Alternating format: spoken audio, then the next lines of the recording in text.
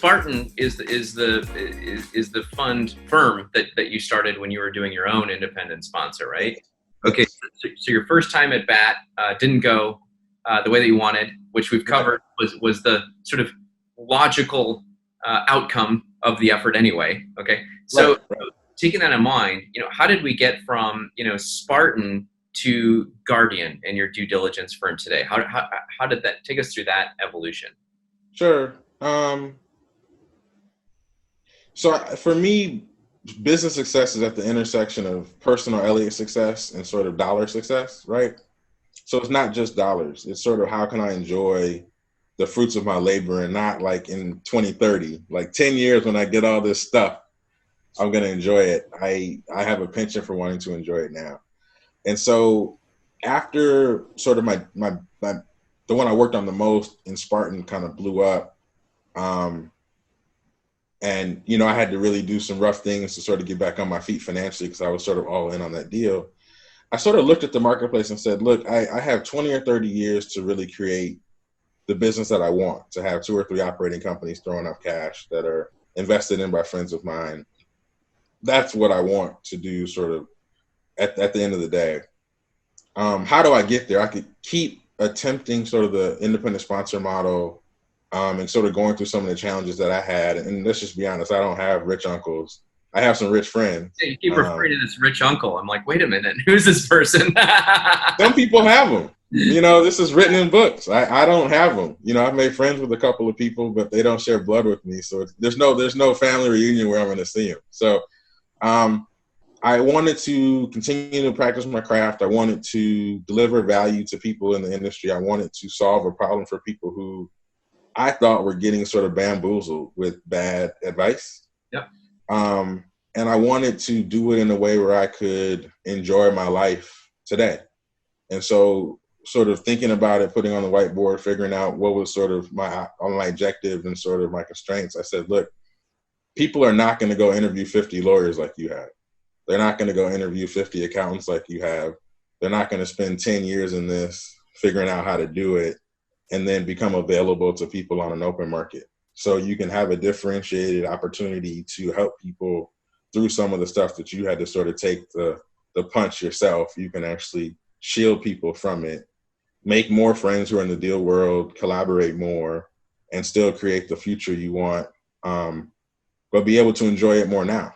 And so Guardian sort of came out of that thesis, that thought, that idea. I also want to be able to, and I've said it a couple of times, but I want to be specific.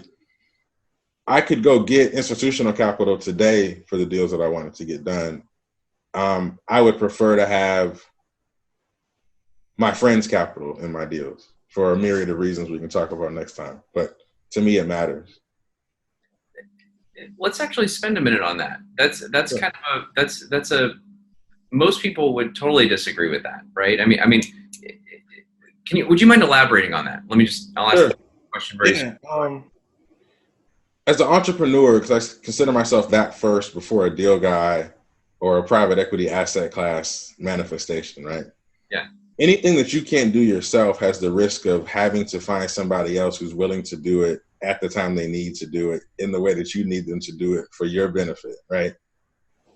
As you increase the dollar amount of capital you need to put in your deals, right, and go from the levels that your friends can cover to the levels that your brand new acquaintances and institutional places can cover, you've now created an environment where although institutional people have a higher need to get money out the door and so have a huge benefit to people who need to sort of get a deal done like this quarter or this year, It comes at the expense of the familiarity of you're essentially walking into like an engagement or a marriage. So that same concept of the seller being your employee as the buyer afterwards, as an independent sponsor, the person who has the most capital in your deal or the most sort of equity capital in your deal becomes effectively, a board of directors / boss-like instrument for you. It's your boss, isn't it?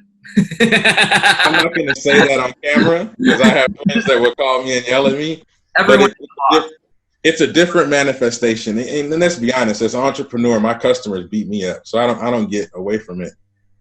but I wanted to be able to, in the simplest sense, go get a deal done by myself with my own capital, so I wouldn't have to adhere to other people's capital constraints, right? And then I could say, hey, Walker, you want to take half of this? It's closing in 2 weeks. And either way, I'm closing. You want half of this? 2 weeks. Or not? I gotta figure something out. I'm in.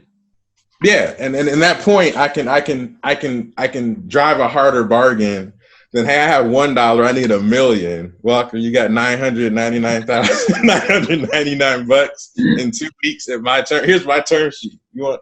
It's very smart. I just didn't want to. Life's too short. And I saw the most successful people. If you go back to who I learned from, the Watermill Group is a family office, and how they work is very family oriented. Links Partners, where I interned, another private equity firm, very familiar sort of place there. I worked for a mentor who chose arguably some family things over absolute dollar. That's the spirit of how I think about this. And so being able to continue to operate in that capacity was important to me.